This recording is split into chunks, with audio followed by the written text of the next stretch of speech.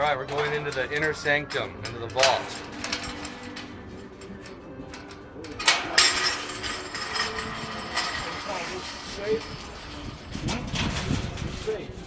Yep.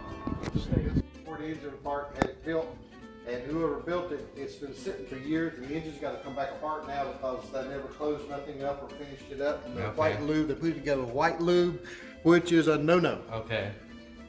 Like a lithium? Lithium grease, it dries up hard after years. You're supposed to use assembly.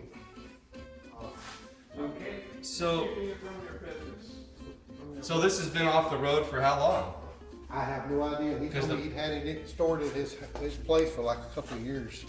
He was trying to find somebody that could finish the car, and he brought it to me, and I'm gonna finish it. Yeah, that's cool.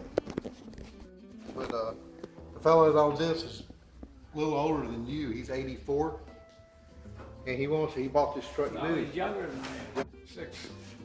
So this is what year? 53. 53. So it's got original straight six. Yeah, 3/4 ton.